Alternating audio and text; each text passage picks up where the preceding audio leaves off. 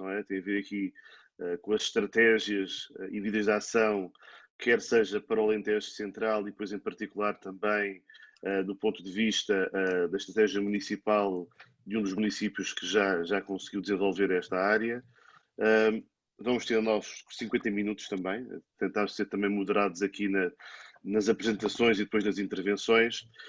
Passava de imediato a palavra ao João Sardinha, que vos irá dar as boas-vindas e tentar enquadrar um pouco esta sessão. João Sardinha. Obrigado, Pedro. Dar as boas-vindas a todos os assistentes e participantes e oradores desta terceira sessão do mês que decidimos chamar o Mês Intermunicipal da Adaptação às Alterações Climáticas e em que decidimos fazer estas sessões de divulgação, tanto do Plano Intermunicipal de Adaptação às Alterações Climáticas como do projeto SIGO, que é uma plataforma de sistemas de informação geográfica que criámos. Todas estas sessões, no fundo, têm vindo a seguir o filme, as fases do próprio plano. No fundo, na primeira falámos um bocadinho da caracterização climática do Alentejo Central e dos cenários e projeções para 2040, 2070 e 2060, 2100. Na segunda sessão falámos um bocadinho dos impactos e vulnerabilidades nos principais setores de atividade do Alentejo Central. E hoje, como o Pedro disse, vamos falar das estratégias e medidas de adaptação intermunicipais, definidas no plano intermunicipal, e vamos ter também como orador e como convidado o Daniel Valente, que é chefe da Divisão de Ambiente e Mobilidade da Câmara de Évora, e que nos vai falar da Estratégia Municipal de Adaptação às Alterações Climáticas de Évora, que no fundo foi pioneira e antecedeu mesmo o Plano Intermunicipal de Adaptação às Alterações Climáticas. Dizer que as sessões anteriores, as duas, já estão disponíveis a gravação, a ligação para o YouTube no site que criámos para, no fundo, reunir todos os materiais e compilar toda a informação destas sessões. Em nome da CIMAC, agradecer a todos, desejar uma boa sessão. Eu não vou consumir mais tempo, vou deixar o tempo para os nossos oradores e para as nossas apresentações. E vou passar a palavra ao Pedro para darmos início a esta sessão, que espero que seja proveitosa para todos. Obrigado, João. Antes de dar a palavra ao João Teide, isto hoje é quase começados por Jotas, quase todos, passava só a palavra ao João Tiago Carapau também para fazer aqui um rápido enquadramento global para quem não tenha seguido o primeiro e o segundo episódios desta fantástica série sobre as alterações climáticas da Alentejo Central, para que possam também apanhar um bocadinho o comboio de tudo aquilo que está a ser tratado e já foi tratado no passado. João, a palavra é tua. Ok, Pedro, muito obrigado. Só um minuto para naturalmente saudar a CIMAC por este terceiro webinar, agradecer aos nossos participantes, sobretudo aos professores e aos agentes da comunidade educativa que nos podem estar a acompanhar também ao vivo e, sobretudo, deixar esta mensagem importante de ligação, ou seja, o João Sardinha fez muito bem este enquadramento, realçar que tudo ficará disponível em 4 capítulos na internet, portanto, é material passível de ser trabalhado pelas escolas e realçar que foi produzido também um flyer, um pequeno folheto em papel distribuído em todas as escolas, que é um elemento, por experiência que temos tido noutros agrupamentos escolares, muito importante de trabalho e que, naturalmente, os professores, os dirigentes escolares poderão utilizar, se assim o entenderem, nas diversas disciplinas e, portanto, ser um elemento de comunicação mobilizador deste projeto.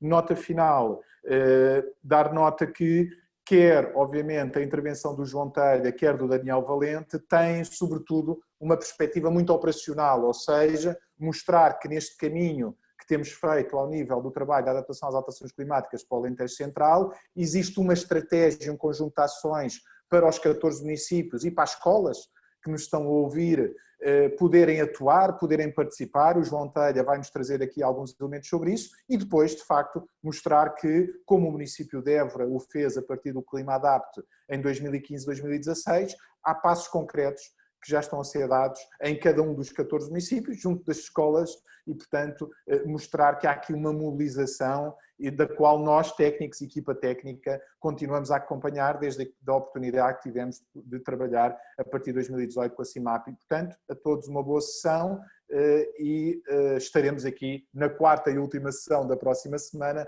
para encerrar e para dar nota daquele que é o instrumento por excelência de trabalho no terreno, o SIGO, projeto também desenvolvido em conjunto com esta equipa. Muito obrigado a todos e bom trabalho. Obrigado, João Carapal, também, pelo teu enquadramento. Passava já de imediato, porque não é preciso mais apresentações, ao João Telha do CEDRU, que dentro daquilo que é o plano intermunicipal nos vai apresentar também as estratégias e as medidas de ação. João Telha. Olá, bom dia a todos. Muito obrigado à CIMAC e à WeConsultants pelo convite para estarmos aqui mais uma vez a apresentar o trabalho que desenvolvemos no plano intermunicipal do Alentejo Central.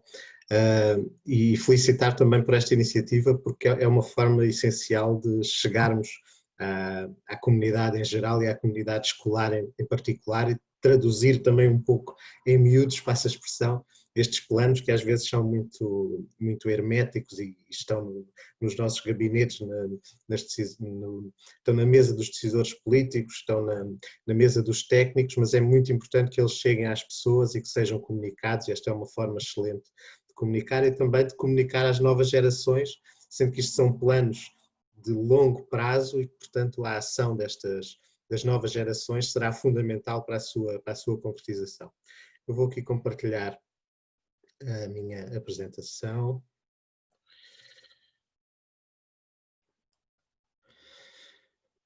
Bem, o que pediram para apresentar a estratégia e as medidas de adaptação às alterações climáticas do Alentejo Central que definimos no âmbito do plano intermunicipal é uma tarefa difícil porque, enfim, o plano é um documento muito completo, muito abrangente. Portanto, em circunstâncias normais é difícil de apresentar, em 15 minutos e para o público escolar ainda mais difícil é. E, portanto, eu iria focar-me em explicar um pouco qual é a estrutura do plano, porque é que ele foi construído desta forma e mostrar-vos um pouco das medidas e das ações que estão lá defendidas e o que é que se segue, em que ponto é que nós estamos da sua concretização. Muitos de vocês, sobretudo os alunos, imagino, não terão tido muito contacto até hoje com planos, com instrumentos de planeamento. Mas, no fundo, todos os planos acabam por ter a mesma estrutura. Nós temos que primeiro conhecer qual é o problema, temos um bom diagnóstico para percebermos onde é que estão as fragilidades, onde é que estão as vulnerabilidades, os problemas que nós queremos resolver ou as oportunidades que nós queremos agarrar. E depois temos que definir uma estratégia para resolver esse problema. E essa estratégia tem sempre, primeiro, uma visão, onde é que nós queremos chegar, o que é que nós queremos que o nosso território seja, o nosso setor, a nossa empresa, a nossa vida seja daqui a um determinado período de tempo, e depois objetivos estratégicos, quais são as formas de nós atingirmos essa visão, como é que nós podemos chegar lá. E depois de termos essa estratégia, temos que ter um programa de ação. O que é que temos que fazer? Quais são os passos concretos? Quem é que tem que fazer o quê? Quais são as responsabilidades que essas pessoas, essas entidades têm na implementação das ações?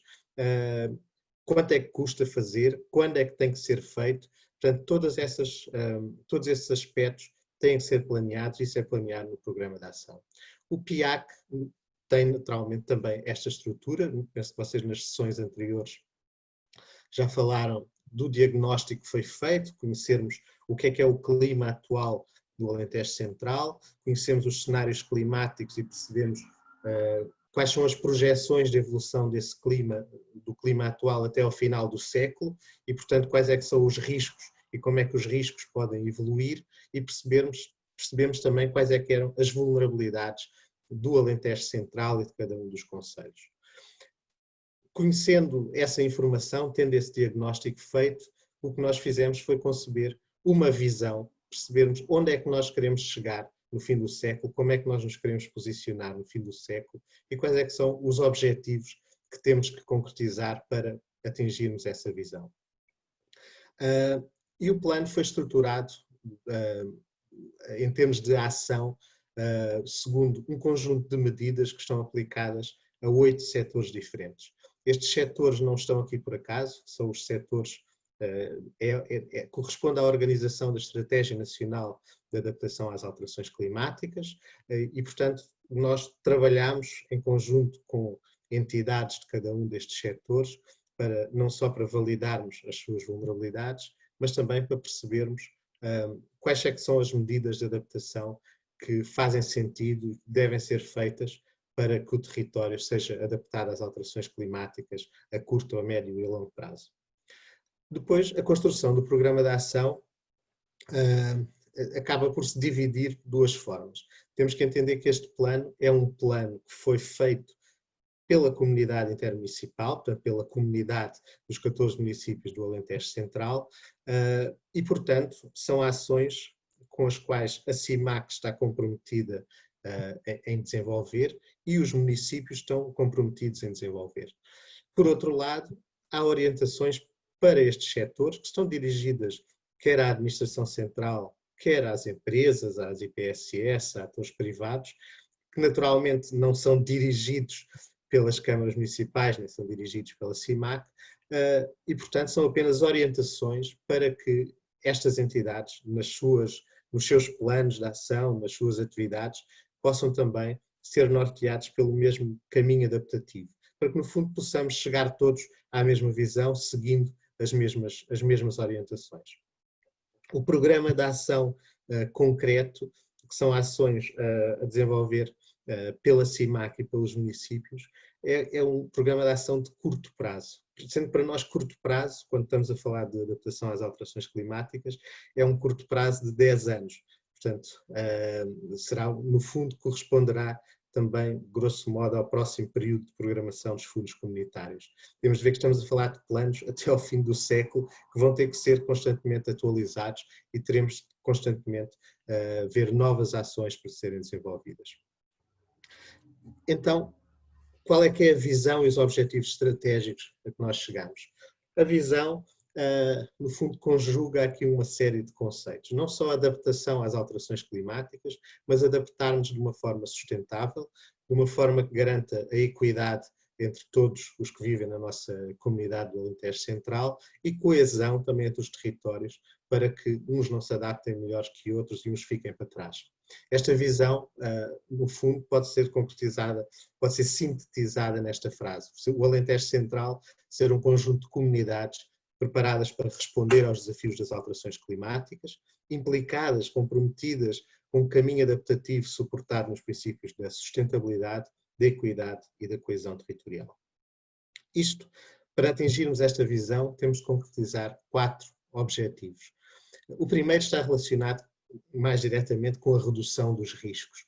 É necessário prepararmos o Alentejo Central e os setores estratégicos mais vulneráveis para lidar com o agravamento dos riscos climáticos. E como nós já vimos, os riscos climáticos mais gravosos atualmente e no futuro estão relacionados com a escassez de água, com o aumento dos eventos climáticos extremos relacionados com as temperaturas extremas. Portanto, ondas de calor e os incêndios florestais, sobretudo. Mas, para além disso, é preciso também trabalharmos na capacidade adaptativa.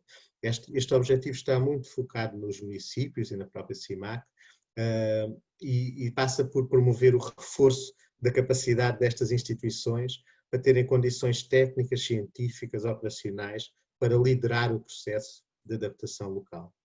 Por outro, há aqui um termo que parece um palavrão, governação integrada, mas que no fundo pode-se traduzir como trabalharmos em conjunto. Não só de uma forma vertical, pensemos em hierarquia, os municípios trabalharem com as juntas de freguesia, trabalharem com as direções regionais, trabalharem com a administração central para ajudarem-se mutuamente a resolver os problemas, mas também trabalharem de uma forma horizontal, os municípios trabalharem entre eles, a ajudarem-se, cooperarem, de forma a responderem de uma forma mais eficaz e eficiente aos desafios das alterações climáticas. E por fim, um objetivo não menos importante, que é aquilo que estamos aqui hoje a fazer no fundo, que é sensibilizar e capacitar. Sensibilizar as comunidades locais, as comunidades escolares, para as ameaças e também para as oportunidades associadas às alterações climáticas e porque é que é importante adaptarmos e porque é que temos que nos adaptar rapidamente. A estratégia, da forma como está concebida, tem um conjunto de medidas organizadas pelos 8 setores. Não temos tempo para tratar os 8 setores, eu trago aqui apenas 3 dos mais relevantes, para vos dar uma ideia de quais são as medidas que foram pensadas para a adaptação da região. No setor dos recursos hídricos, nós podemos ver uma primeira medida que tem que ver com aumentar a eficiência da adução e do uso de água. Perda de água, do abastecimento de água à população é um dos grandes problemas que existe, não só no Alentejo Central, mas por todo o país, e, portanto, é importante diminuir as perdas de água e sermos mais eficientes e usarmos a água também de uma forma mais inteligente. Temos que diversificar as origens da água utilizada, reutilizarmos a água, não apenas usarmos água das mesmas proveniências, encontrarmos novas origens de água e conseguirmos introduzi-la nos vários tipos de consumos humanos que temos. Depois também aprofundarmos, melhorarmos a gestão integrada dos recursos hídricos superficiais e subterrâneos, aumentarmos a capacidade de armazenamento e de regularização do escoamento e diminuição da evaporação, conseguirmos aproveitar melhor a água da chuva, conseguirmos reter essa água e impedir as perdas, até mesmo só pelo processo de evaporação. Aumentar a resiliência das massas de água, no fundo a qualidade da água e dos sistemas de tratamento de água de efluentes. Promovermos a gestão integrada de bacias hidrográficas, portanto, poder haver transvases entre bacias hidrográficas, mantendo o caudal ecológico, mas que permita bacias hidrográficas que tenham pouca água serem alimentadas por outras que têm água a mais ou água suficiente. Pensando aqui mais especificamente no risco associado à precipitação intensa e às cheias, aumentarmos a capacidade do espaço público e também das infraestruturas hidráulicas de resistirem a esses eventos extremos, portanto, de lidarem com caudais excessivos de água, e também aumentarmos o aproveitamento das águas da chuva nas zonas urbanas, separando a água da chuva das águas residuais, portanto, para que a água da chuva não vá parar ao esgoto e se perca, mas possa ser aproveitada para regas, para lavagens de viaturas, para as casas de banho, por exemplo. Pode ser usada a água e temos que melhorar a infraestrutura para permitir esses outros usos. Como veem, estas medidas cada uma delas respondem a riscos climáticos específicos, que são aqueles riscos que foram estudados no âmbito do plano. E estas medidas também foram hierarquizadas em termos de grau de prioridade. Quais é que devem ser implementadas no imediato, a médio prazo e a mais longo prazo. Num outro setor também muito importante para o Alentejo Central, agricultura e florestas, foram definidas medidas como, por exemplo, promover a implementação de práticas de agricultura de conservação para maior proteção dos solos, ou seja, práticas agrícolas que não degradem tanto o solo e que não promovam a perda de solo. Promover sistemas produtivos menos exigentes em água e matéria orgânica que estejam mais adaptados à variabilidade climática. O regadio é com certeza uma preocupação quando nós pensamos que a longo prazo teremos cada vez menos água disponível e, portanto, temos que promover sistemas produtivos que não precisem de tanto consumo de água. Temos que perceber que a mudança das temperaturas e da precipitação vai ter um impacto também nas espécies animais e vegetais e, portanto, temos que trabalhar para promover a conservação do nosso património genético animal e vegetal, para que no final do século as espécies que nós tenhamos no nosso território não sejam tão diferentes do que temos atualmente e possamos conservar a nossa diversidade, nossa biodiversidade. Aumentar a capacidade de armazenamento de água, mais uma vez, é absolutamente essencial para a agricultura e das florestas. Reforçar as reservas hídricas para a agricultura, acaba por ser uma medida muito parecida. Promover a articulação institucional entre as entidades responsáveis pelo ordenamento da floresta. Lá está, como eu dizia há pouco, cooperarem as várias entidades para, no mesmo sentido, contribuírem para a adaptação deste setor. E se calhar identificava só aqui mais uma ou duas ações, por exemplo, promover a erradicação de espécies invasoras lenhosas. O que é isto? São árvores, como as acácias, por exemplo, que depois dos incêndios, com muita facilidade, entram nos ecossistemas e substituem as espécies, competem com as espécies que existem, que são endémicas, que são próprias deste território, e pela sua própria natureza também acaba por ser por agravar o risco de incêndios. E se calhar passava para um outro setor, também para vos dar mais um exemplo de medidas diferentes. Como devem ter visto também no diagnóstico, nas outras apresentações, os riscos para a saúde humana são muito significativos associados às alterações climáticas, sobretudo os riscos decorrentes das temperaturas elevadas. Nós muitas vezes vemos nas notícias, associamos os impactos climáticos mais extremos a cheias, a incêndios florestais, que muitas vezes acabam mesmo por ter vítimas humanas, mas se calhar não falamos tanto das ondas de calor, que são claramente o que tem um impacto maior em termos de mortalidade ou de morbilidade, que é as doenças que ocorrem como resultado desses eventos. E, portanto, é preciso trabalhar para reduzir esta vulnerabilidade, seja com esta redução da exposição ao calor em ambiente exterior, trabalharmos no espaço público para que as ruas, as praças tenham as dimensões adequadas, tenham sombra, tenham espaços verdes, tenham pequenos lagos, pequenos corpos de água que ajudem a refrescar o ambiente exterior e que o tornem mais confortável.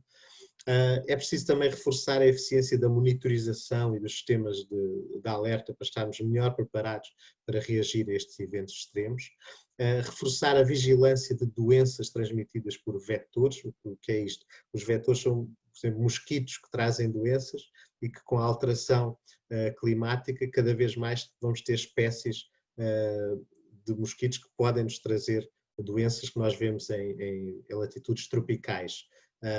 O dengue, malária, esse tipo de doenças. E, portanto, temos que vigiar essas doenças e a sua divulgação.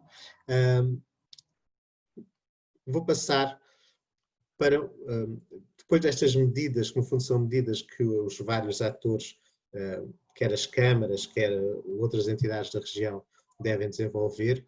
Vou falar-vos em específico de projetos intermunicipais. São 8 projetos que é a própria CIMAC, enquanto comunidade intermunicipal, que assume que vai desenvolver estes projetos e que são sobretudo projetos de sensibilização, projetos de comunicação, projetos de concertação entre várias entidades. Por um lado, um programa integrado de adaptação dos sistemas produtivos à variabilidade climática, trabalhando com os agricultores para os ajudar a encontrar sistemas produtivos mais adaptados ao nosso clima atual e futuro.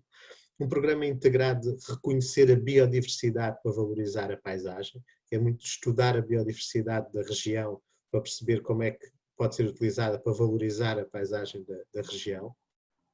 Depois, avaliar os impactos das alterações climáticas no turismo, na promoção e no marketing dos produtos turísticos, a alteração na paisagem, a alteração nos próprios produtos que podemos ter aqui, altera também, tem uma influência grande no turismo da região e, portanto, é preciso percebermos qual é o impacto qual é o impacto que pode ter e como é que podemos adaptar e preparar para esses impactos. Depois, na área da saúde, monitorizar quais são os impactos das alterações climáticas na saúde, produzir um guia de boas práticas e ações específicas para reduzir a exposição das pessoas e bens e dos comportamentos de risco em contexto de alterações climáticas. Lá está mais uma vez a questão da sensibilização, muito importante.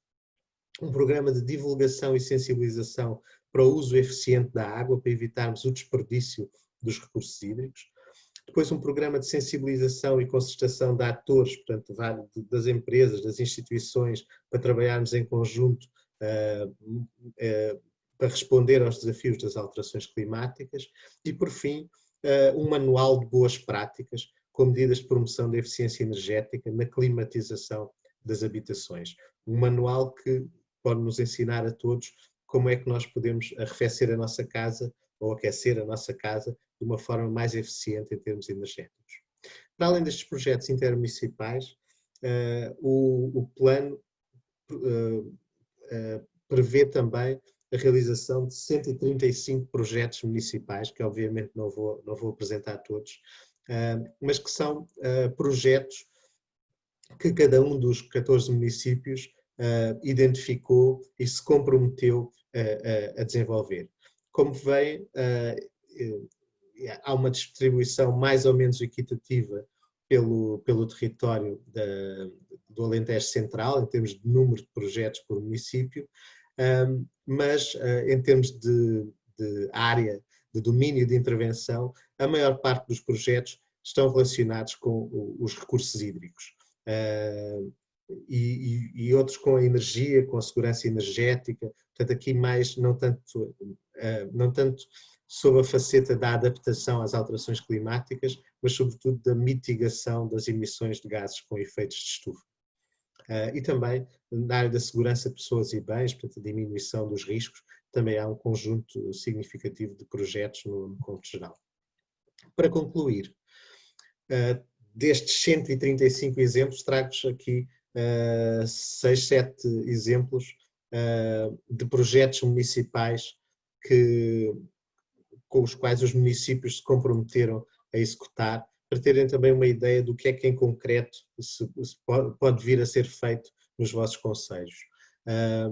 Por exemplo, apoiar a construção de pequenas barragens e charcas para reter a água, as águas fluviais, destinadas ao uso agrícola e ao abeberamento do gado. Isto é uma medida que foi incluída pelo município de Estremoz.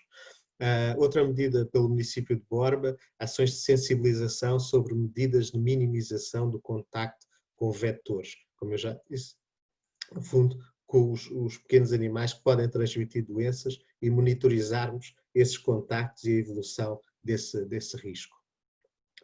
Outra medida, outro projeto, peço desculpa, o levantamento da população e das infraestruturas e equipamentos podem ser sensíveis a cheias e inundações. No fundo, trabalhando com cartografia de risco, percebermos onde é que está o risco de cheias e inundações e quais é que são os equipamentos vitais e estratégicos, as escolas, os centros de saúde, lares, creches, serviços de segurança, etc., infraestruturas, estradas, infraestruturas energéticas que estão em áreas de risco de cheia e que, portanto, tenham que ser adaptadas ou relocalizadas. Ações de controle e monitorização de perdas reais e aparentes dos sistemas de abastecimento, previstos pelo município do Alandroal. No fundo, é monitorizar a perda de água nos sistemas de abastecimento de água, para perceber onde é que estão as perdas e onde é que se tem que intervir para reduzir ou erradicar essas perdas. Depois, outra medida prevista pelo município de Vendas Novas, ações de arborização do espaço urbano. A arborização do espaço urbano, sobretudo aqui no Alentejo, onde temos temperaturas muito elevadas, é absolutamente fundamental para assegurarmos o conforto térmico do espaço exterior e acaba também por ter uma influência nas nossas casas, porque dá-nos sombra e contribui para a qualidade do ar, etc. Portanto, a arborização do espaço urbano é absolutamente fundamental. Muitos municípios também preveram ações deste tipo. Depois uma ação muito específica, também para vos dar ideia, prevista pelo município de Mourão, tem a ver com o aumento da altura de uma ponte junto de uma estrada nacional, e isto está muito relacionado muitas vezes com eventos de cheias, as cheias em cursos de água que tenham pontes relativamente baixas podem contribuir para aumentar as áreas de cheia podem constituir um obstáculo ao curso das águas e, portanto, o aumento destas infraestruturas pode contribuir para reduzir este risco. E, por fim, o último exemplo, até do município de Évora, identificar zonas inundáveis em cenários de alterações climáticas e estabelecer condicionantes ao uso e ocupação do solo. Traduzindo isto por miúdos, no fundo é fazer um mapa de quais são as zonas que podem ser ameaçadas pelas cheias, não só hoje, mas no futuro, tendo em consideração os cenários de alterações climáticas, e depois em instrumentos como o Plano Diretor Municipal, o PDM, a dizer que nessas áreas não se pode construir, ou então tem que se construir segundo certas normas, de modo a que as construções estejam adaptadas à inundação. Só para concluir, e fazendo aqui também um pouco a passagem para o futuro, queria-vos dizer que este trabalho foi muito importante para nós, foi dos primeiros planos intermunicipais de adaptação às alterações climáticas que foi feito em Portugal, e outros se seguiram e temos trabalhado em muitos outros, mas é muito importante sabermos que estamos a dar o próximo passo com a CIMAC e que a CIMAC vai desenvolver não só um plano intermunicipal, mas vai trabalhar com todos os municípios e connosco também para desenvolver planos para cada um dos municípios, para não apenas identificar os projetos, mas conseguirmos, junto de cada um destes territórios, percebermos exatamente de uma forma muito concreta onde é que estão os seus riscos, quem é que pode intervir, quais é que devem ser as responsabilidades e quais é que são as ações concretas, os projetos concretos que têm que ser feitos. Isso será um passo absolutamente essencial para a adaptação climática da região na próxima década. Muito obrigado. Obrigado, João Telha. Eu só pedi então assim que pudesses. Não sei se me excedi no prazo. 10 minutos. Ok. Não é fácil. Descompartilhar a tua tela para depois também passar a palavra ao Daniel Valente, da Câmara Municipal de Évora, da Divisão de Ambiente. Já direto. Daniel, a palavra é tua. Ok, muito obrigado. Antes de mais uma vez bom dia a todos. Agradecer o convite que foi endereçado à Câmara Municipal de Évora. Eu estou aqui em representação do meu município. Tenho como uma obrigação e necessidade de estar presente nestes momentos para tratar destes assuntos que dizem respeito a todos. Nós estamos a falar de situações que têm de ser tratadas a nível global, mas também temos de ter a consciência que muitas destas batalhas, se me permitem o termo, são travadas a nível local e, portanto, é necessário que os municípios tenham uma dinâmica instalada que consiga contaminar positivamente a comunidade e chamá-los a participarem, porque é a única maneira de realmente estruturar um olhar para o futuro com consistência. Eu vou aqui partilhar a minha tela, penso que já está a acontecer. Portanto, como foi já avançado na introdução, realmente a Câmara Municipal de Évora avançou em 2016 para a elaboração da sua Estratégia Municipal de Adaptação às Alterações Climáticas.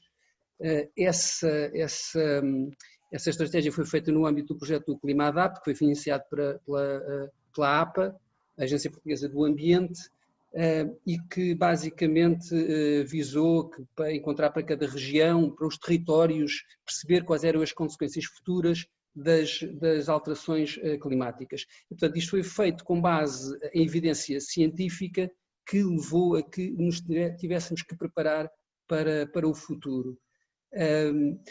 Foram elaboradas, também já foi referido, 26 estratégias, uma delas a de Évora. Estas estratégias basicamente foram feitas no âmbito da adaptação a essas alterações e olhando muito para a questão do planeamento, os chamados instrumentos de gestão territorial, mas também medidas e intervenções que os municípios pudessem efetuar e tinha também uma componente, eu diria mesmo, necessária a nível de formação dos técnicos para despertá-los para este olhar mais atento. Muito rapidamente, aquilo com que nos vamos confrontar será um aumento da temperatura média anual e com temperaturas muito elevadas. Por outro lado, vamos ter uma diminuição de números de dias de geada, o que pode ser interessante para a questão da agricultura, não fosse o reverso da medalha. E vamos ter também, do lado da precipitação, uma diminuição da precipitação média anual e vamos ter uma concentração dessa precipitação em alturas do período invernil. É óbvio que isto também depois vai ser agravado por aqueles chamados fenómenos extremos, que parece que os deuses estão zangados connosco e vai chover de uma forma muito intensa em períodos muito curtos, com todos os problemas que daí vão advir. Ou seja, olhando para aquilo e muito rapidamente, porque o que interessa realmente é ir às questões dos aspectos mais práticos, em termos de vulnerabilidades e impactos futuros, nós vamos ter uma redução da disponibilidade e da qualidade hídrica, uma coisa que depois também está ligada diretamente com a outra. Vamos ter uma redução também da produtividade agropecuária. O desconforto humano e o stress térmico vai ser um dos problemas graves que nós vamos sentir, e isso também tem a ver com o aumento da temperatura e essa temperatura manter-se durante longos períodos, mais do que aqueles que nós estamos acostumados, o aumento do período de incidência das doenças respiratórias, nós vamos passar a ter mais primaveras, vamos ter mais floração, vamos ter mais pólen. Aqui em Évora, por exemplo, isto funciona como uma ilha e um mar de gramíneas à volta e, portanto, será de esperar, de facto, esse agravamento, esse estado de agravamento e de mais pessoas com doenças respiratórias. Depois, vamos ter também já foi aqui referida a questão da alteração do padrão da distribuição geográfica das doenças transmitidas por vetores, já foi aqui bem esclarecido do que é que estamos a falar. Temos depois, obviamente, o problema dos incêndios, embora nós aqui no Alentejo não tenhamos esse problema com a intensidade como outras zonas do país, mas a tendência é que a situação se venha a agravar. E isto é também complicado do ponto de vista da biodiversidade, vai haver uma perda de biodiversidade e um aumento daquilo que são as cheias urbanas. E, portanto, de certa forma, o que vai acontecer é que nós vamos ver a instalar pelo território nacional, de uma forma gradual, aquele clima que nós reconhecemos mais ao norte da África, com todas as alterações e impactos que tem sobre as vivências humanas. O que é que nós temos que fazer? E já eu disse inicialmente que a estratégia foi mais pensada no sentido da adaptação, mas nós temos que ir melhorando a capacidade de resposta em função daqueles que são os problemas. Temos que ir diminuindo aquelas que são as vulnerabilidades, mas também temos que saber olhar com toda a dimensão para o que estamos a enfrentar e ver onde é que temos capacidade de aproveitar oportunidades para realmente reverter a situação a nosso favor. Portanto, eu diria que o que nós queremos é reduzir a pressão sobre os recursos hídricos. Portanto, a questão dos recursos hídricos é de facto uma das pedras de toque que temos que ter muita atenção para o futuro, sempre foi e agora com a agravante de que temos consciência plena daquilo que vai acontecer até 2050 e daí para a frente. Depois, a questão de reduzir também os riscos associados às precipitações excessivas e as temperaturas elevadas e às secas que vamos sentir. Aumentar, e seria bom também, já seria bom manter a sustentabilidade das atividades económicas e em espaço rural e, portanto, também manter aquilo que é o nível de biodiversidade que temos, melhor seria conseguir potenciá-lo. E depois temos que, obviamente, fazer isto olhando também para toda a população, chamando-os a participar e, portanto, tal contaminação positiva, de forma a que todos possamos contribuir para a solução. Olhando agora para a questão das intervenções de adaptação e de mitigação, porque nós, embora a estratégia, como já referi, seja muito do lado da adaptação, a questão da mitigação também é muito importante. E, portanto, aqui temos que olhar para as questões de emissão de gases com efeito de estufa para a atmosfera e tentar encontrar soluções que possam reduzir essa emissão. Vou começar por também um ponto que já foi abordado anteriormente, tem a ver com a questão da telegestão. Isto não é novidade, isto é algo que é feito de alguns anos esta parte, mas é sempre bom referir que, embora a questão das alterações climáticas seja uma urgência que agora está em cima da mesa, sempre existiram soluções que vieram a ser implementadas para olhar para aquilo que são os recursos disponíveis e fazer um tratamento desses recursos da forma mais eficiente.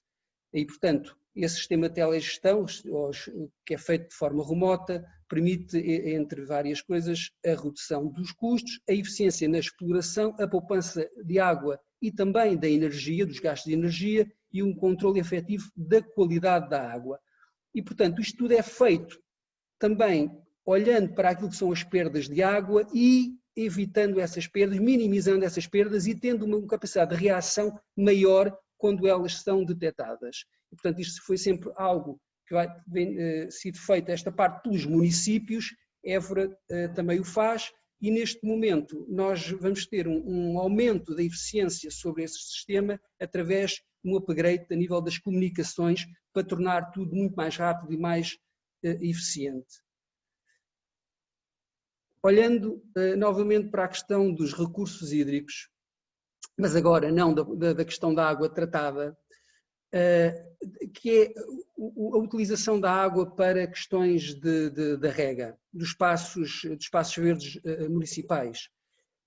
Lançou-se uma candidatura ao LIFE em 2018, que vai até 2022, e que basicamente o que faz o que nós queremos fazer é substituir aquilo que é a água tratada, portanto deixar de utilizar a água tratada e passar a utilizar a água proveniente de captações, do aqueduto, para poder fazer essa rega dos espaços verdes. É óbvio que isto é uma adaptação estrutural e é preciso também não olhar só para esta situação do lado do recurso água e a utilização da água que não é tratada, mas também do lado do espaço verde propriamente dito. Portanto, é preciso começar a olhar para aquilo que é a vegetação e fazer uma transformação. O facto de nós não estarmos a usar água tratada não quer dizer que a possamos usar a nosso belo prazer e, portanto, temos que ter essa atenção e temos que diminuir as necessidades hídricas que os espaços verdes necessitam e, portanto, isso é olhar para uma vegetação que seja vegetação autóctone, que seja uma vegetação que seja adaptada e que não tenha essa necessidade de consumo de recursos hídricos como tem vindo a acontecer. Ou seja, de uma forma muito prática é olhar, por exemplo, as zonas de relevado ou zonas de prado regado e começar a pensar em ter prado que não é regado. Obviamente que isso não é a mesma coisa do ponto de vista do estético, mas é uma necessidade e, portanto, tem que ser colocada dessa perspectiva. Portanto, por um lado, o uso eficiente da água, por outro lado, aquela que é a redução dessa necessidade que permite também essa melhor eficiência.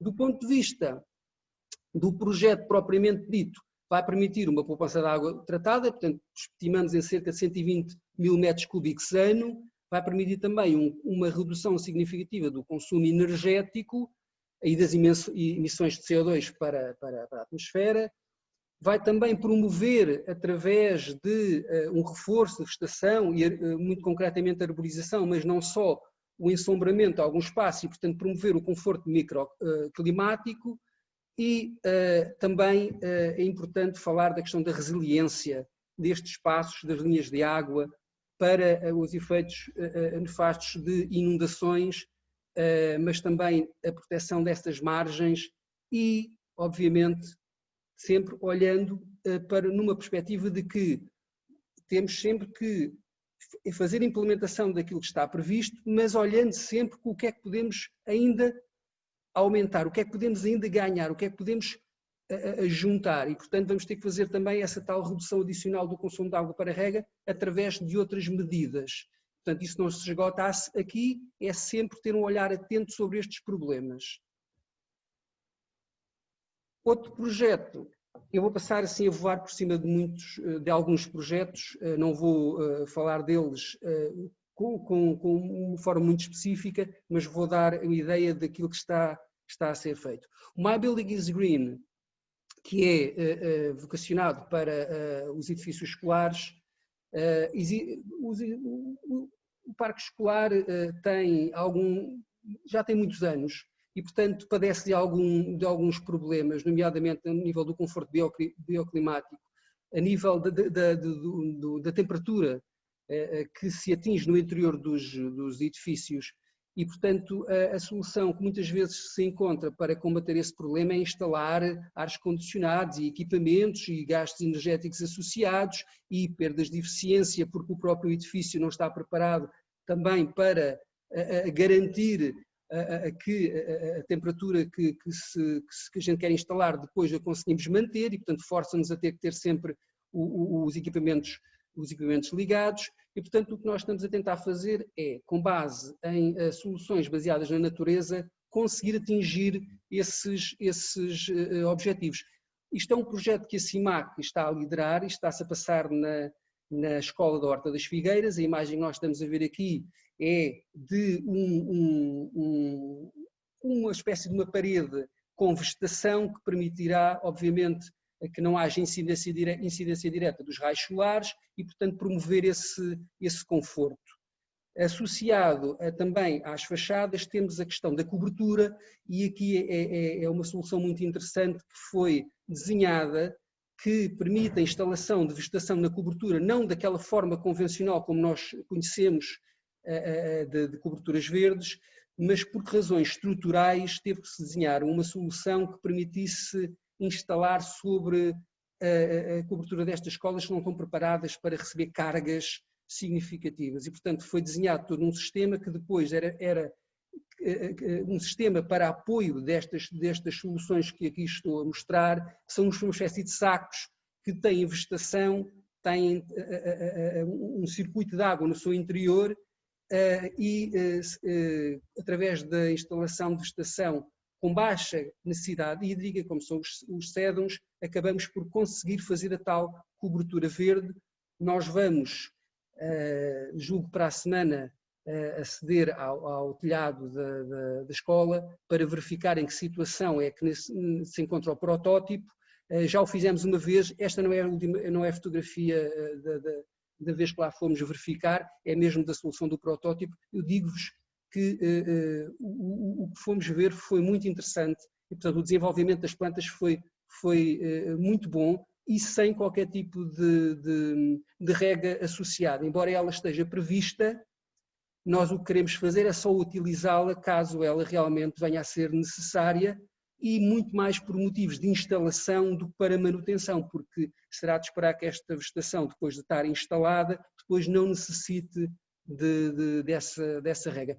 Também tenho aqui uma imagem muito interessante de uma maquete que é a tal promoção desse contacto com a comunidade, neste caso com os alunos, e, portanto, promoveu todo este brainstorming, onde foi também olhado não só para a questão do edifício, mas para a questão da envolvente, do espaço exterior, e, portanto, estamos também a desenvolver um projeto que possibilite os alunos terem diferentes valências e despertá-los para esta necessidade de deixar o telemóvel e olhar para o mundo real e começar a perceber que isto é muito mais interessante e temos todos muito mais a ganhar se em conjunto conseguimos construir soluções que beneficiem os nossos espaços, sejam eles públicos, sejam eles privados, e é isto que nós estamos a tentar fazer através, obviamente, de soluções que permitam garantir essa sustentabilidade.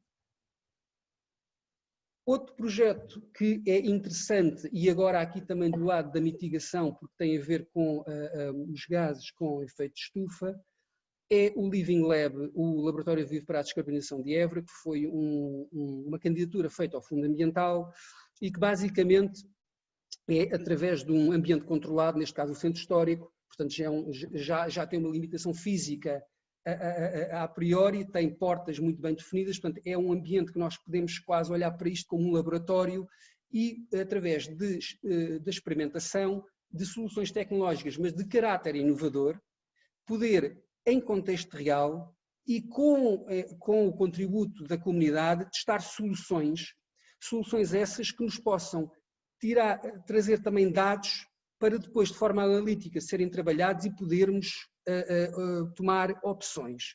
Isto tem uma vertente muito forte a nível da questão da mobilidade, neste caso, mobilidade sustentável, e, portanto, tem um conjunto de work packages, de pacotes de trabalho, em que nós vamos trabalhar do lado da mobilidade sustentável a mobilidade particular, que se quer, obviamente, ver reduzida, mas que tem que se ver reduzida, que se existirem opções para que tal seja viável, vamos olhar Daniel, para a questão... mais 3 minutos, está bem? Vou acabar. Obrigado. Para a questão da logística, comércio e serviços, que se quer ver de uma forma mais eficiente e que não feita como agora acontece com diferentes veículos que entram a fazer diferentes entregas, mas possa, por exemplo, às vezes existir um recente agregador que permita depois fazer entregas de uma forma mais racionalizada e com veículo elétrico. A questão das operações urbanas, que diz muito àquilo que é o métier da Câmara Municipal a nível de intervenção no espaço público, a nível da manutenção. A mobilidade ativa suave se quer ver potenciada, mas depois também temos uma componente do espaço coletivo que é na captura do CO2, através da introdução de mais arborização, através da questão dos edifícios e da segurança energética e de gestão energética dos edifícios, e, portanto, temos aqui uma componente alargada de vetores que podemos trabalhar e isto, digo, é a nível de teste para depois podermos utilizar, quer aqui em Évora, caso se venha a considerar realmente as soluções são viáveis, mas depois também poder saltar para outros locais. Vou passar muito rapidamente, portanto, isto permite, o que temos é contribuir para o processo de descarbonização, neste caso do centro histórico, porque é no centro histórico, mas isto depois tem que ser extrapolado para toda a cidade e para os sítios onde puder ser implementado. Muito rapidamente também temos do lado da mobilidade, o plano de mobilidade urbana sustentável. Porquê? Porque estas questões das deslocações têm um impacto monumental sobre a qualidade da vida urbana e, portanto, isto muito rapidamente temos de ser todos chamados a participar. O que queremos é fazer esse aumento da mobilidade ativa / suave, que é a mobilidade pedonal e a utilização da bicicleta e outros. Portanto, isto não tem que ser obrigatoriamente também estas as soluções, mas queremos, obviamente, um aumento daquilo que é o transporte público, garantir intermodalidade e, portanto, que é a integração dos diferentes modos, mas que eles façam sentido, tem que fazer sentido entre eles, e as pessoas têm que poder optar. A questão é as pessoas poderem optar, não basta dizer que existe isto e aquilo, as pessoas têm que estar integrado, que é para as pessoas poderem optar como é que se querem movimentar. A diminuição e racionalização do automóvel e, obviamente, a questão da repartição modal e, como já foi também aqui referido, a questão da informação, da comunicação, da educação, porque só assim nós conseguimos realmente que todos estejam a bordo para os desafios. O último projeto que eu tenho aqui para mostrar tem a ver com a segurança energética. É muito importante. Isto foi um projeto financiado pela União Europeia, em que Évora é uma cidade lanterna, em conjunto com Alkmaar, e que, portanto, presta aqui o seu contributo para o tal roteiro, o continente de carbono neutro que se quer em 2050, a Europa.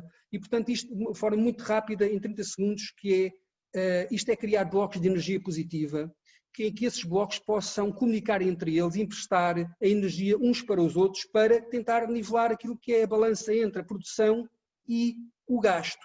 E depois tem um conjunto de soluções que são para testar em cidades com centros históricos, em que permite, por exemplo, situações onde não é possível instalar aquilo que são os painéis fotovoltaicos convencionais, que nós possamos encontrar soluções que possam depois ser utilizadas em diferentes centros históricos, nomeadamente telhas que permitam, por si só, fazer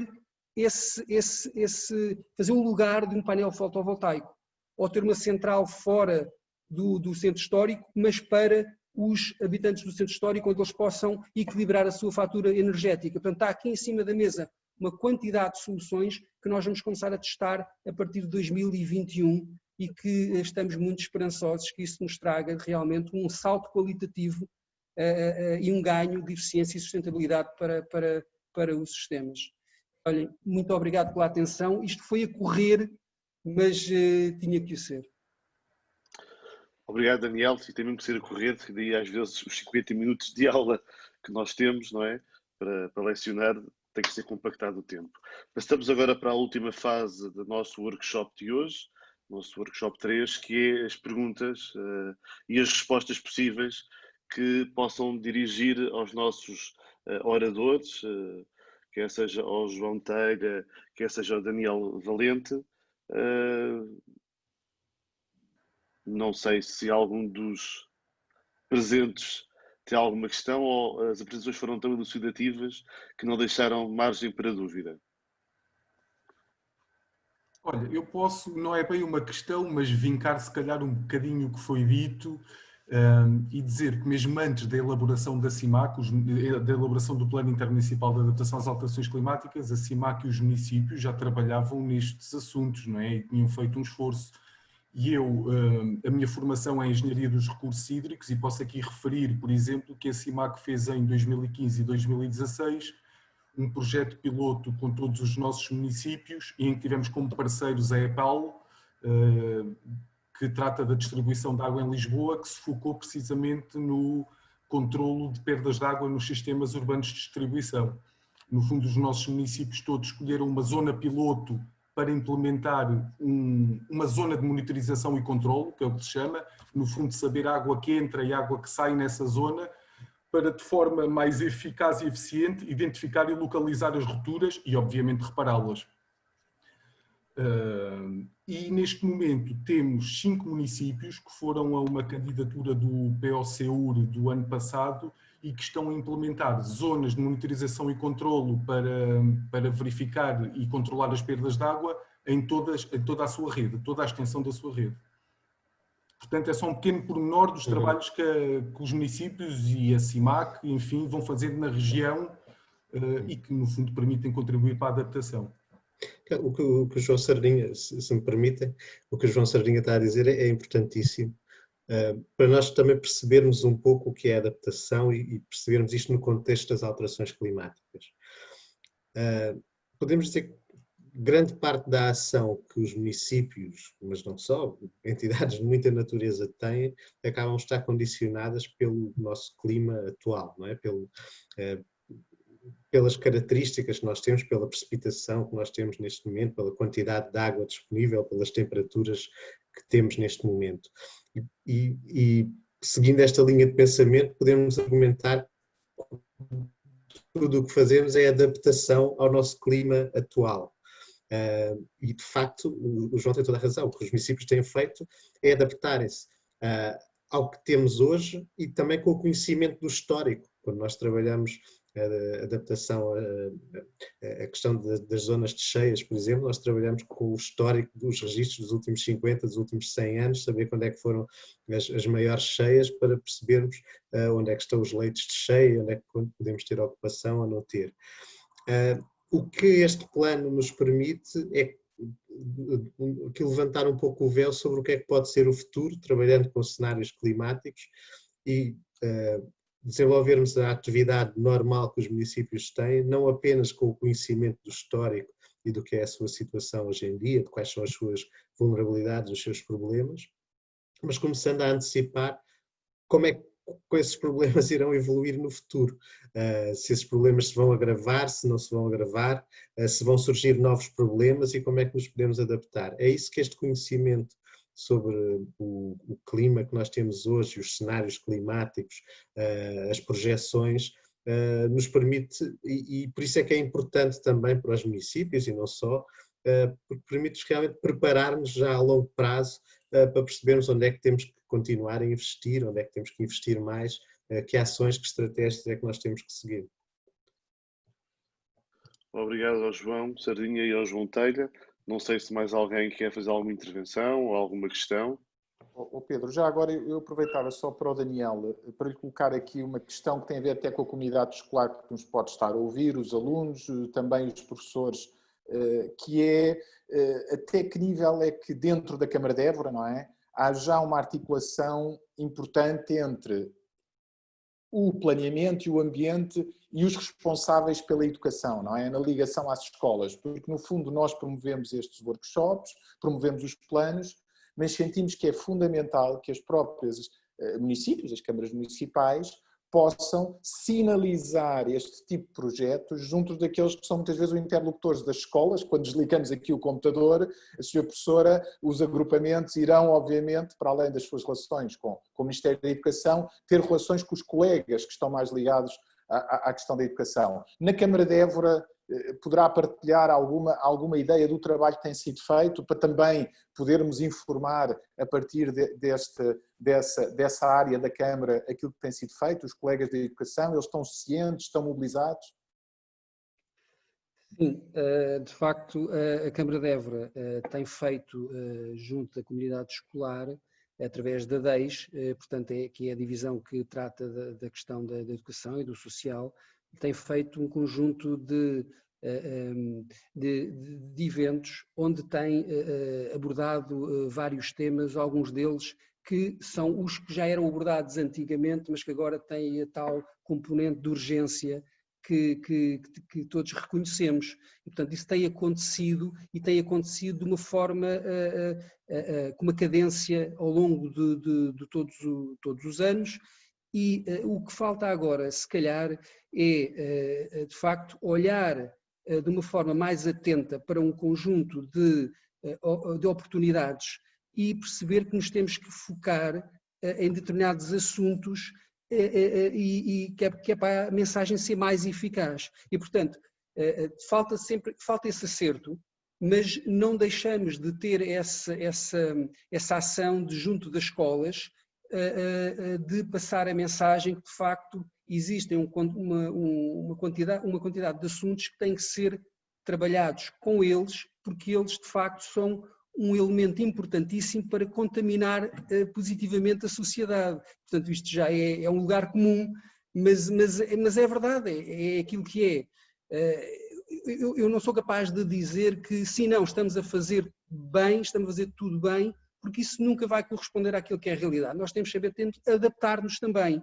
Portanto, é isso que também falta fazer, é adaptar-nos àquilo que são as novas circunstâncias e passar a mensagem até de uma forma mais assertiva. Mas tem que dar nota positiva, porque de facto nós estamos a trabalhar nesse sentido, e muito desse trabalho é feito pela divisão educativa, que vai beber, obviamente, àquilo que são os documentos e a informação que as divisões passam para estabelecer depois esses contactos. Muito obrigado. Daniel, eu para complementar até acrescentava que nós já entramos em contacto com as suas colegas da área educativa e que até temos previstas algumas ações para incluir no núcleo museológico do Alto São Bento, não é? Certo. Sim. Que promove junto da comunidade escolar uma série de ações de educação ambiental, promoção do ambiente, não é? De conhecimento técnico. Correto.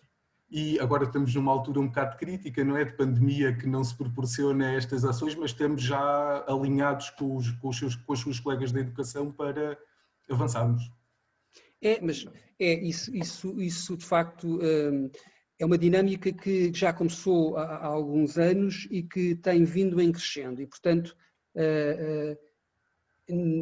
mas para além dessa relação com as escolas, e eu sei que a pergunta era nesse sentido, mas também temos de ter uma preocupação com diferentes targets, ou seja, nós neste momento, por exemplo, temos para dia 30 um encontro da Cidade Educadora, e portanto a Cidade Educadora não é no âmbito da educação formal só, é muito para além disso, em que vai ser um encontro também em webinar, onde vão estar presentes diferentes intervenientes, onde vai ser abordada a questão das questões produtivas, as questões do campo, as questões até da produção em espaço urbano, portanto as hortas urbanas, a necessidade de ruralização do espaço urbano, a questão da mobilidade e educação, do lado da componente mesmo educativa, ligada ao plano de mobilidade urbana sustentável que nós estamos a desenvolver e que está na fase de caracterização e diagnóstico, e, portanto, vamos chamar as pessoas também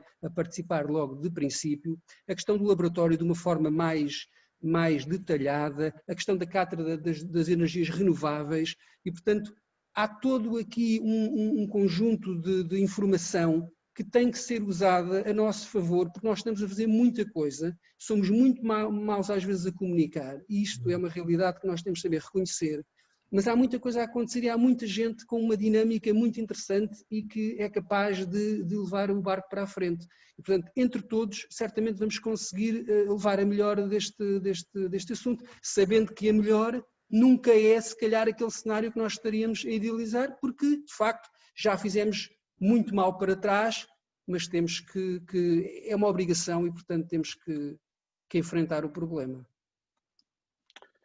Muito bem.